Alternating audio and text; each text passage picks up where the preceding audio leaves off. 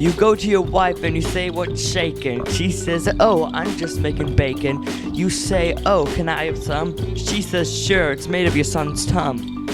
The man then says, "Honey, I don't know what you mean." Then she says, "Well, wasn't going to make bacon out of spleen." Then he says, "Is that meat made of our son?" She replies, "Yes, making it was quite fun."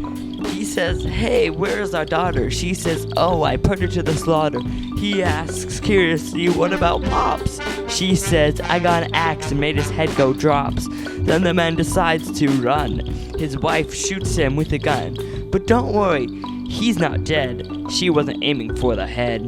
She shot him in the knee so he couldn't run, 'cause cutting alive's a ton more fun. She got out the butcher knife and came pretty close and said, "First I'll cut off your toes." And here's the fact that the man knows. His wife doesn't make empty threats.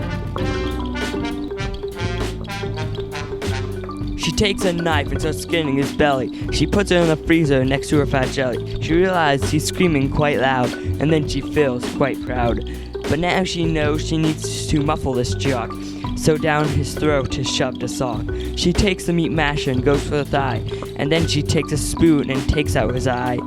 She thinks he might be hungry, so I should feed him. Now, don't fear, the story's pretty grim. She looks in her fridge and takes eyeballs from her family, puts them in a soup and looks at the glorious sight to see. She walks to her husband and asks, "Why aren't you saying feed me? What did you want, a side of tea?" She sees his face of displeasures and a simple fate that she can measure. She says, "If you don't want to eat my soup, you don't have to."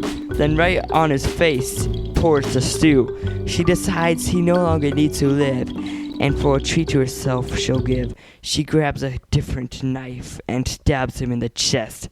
She pulls out his heart and cooks it to taste the best.